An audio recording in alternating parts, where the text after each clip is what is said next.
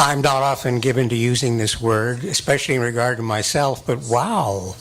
It's incredible to see so many familiar faces. It's also a little unsettling. At one point I was telling my brother-in-law, David, it looks like my wake. And he said, well, at least it's open casket.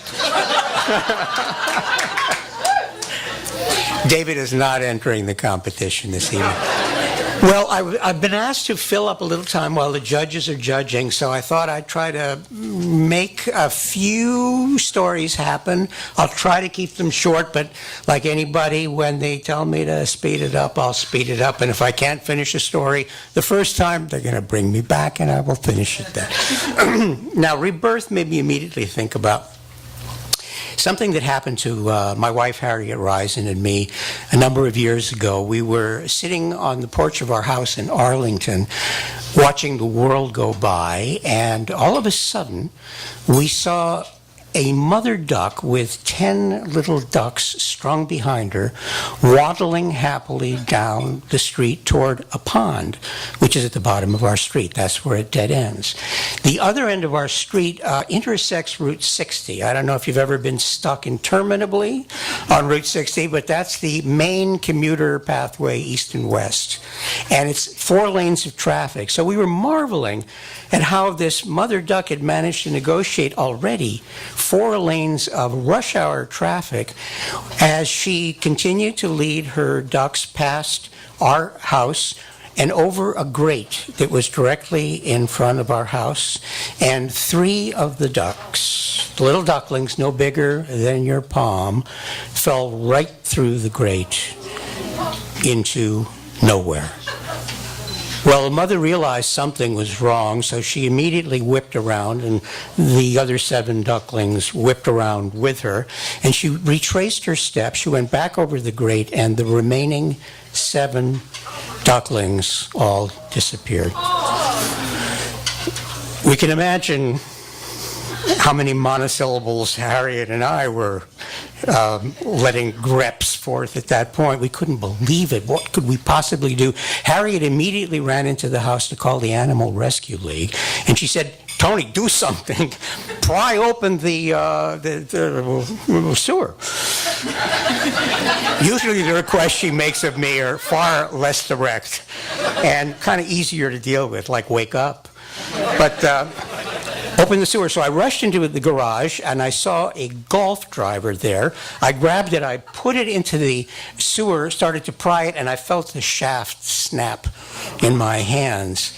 And at this point, of course, the duck is squawking around me.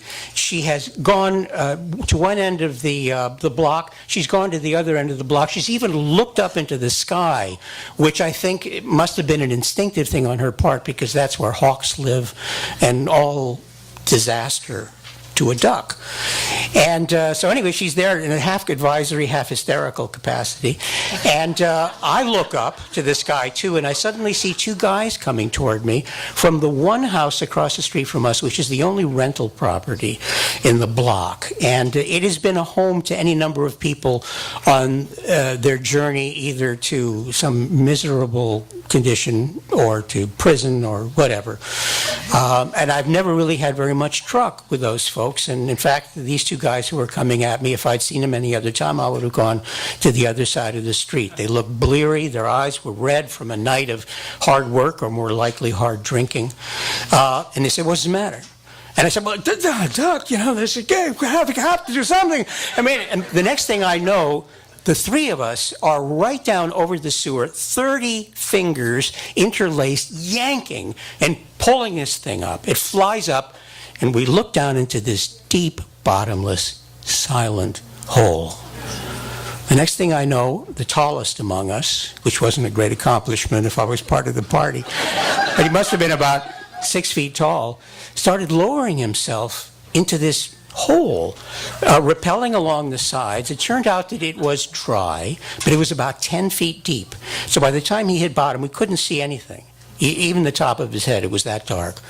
And he crouched down, and he began to feel in the darkness, and one by one, he handed back all 10 of the baby ducklings to us. We put them back on the street. They immediately snapped behind their mother like an extension cord, and she proceeded on her walk down to the bottom of the street. We looked at each other in amazement, and also realizing that we had formed this amazing bond between us. We had accomplished something worthwhile, if you can put it in words at all. And I noticed that the eyes of one of those guys was filling with tears. And he said to me, "I love animals."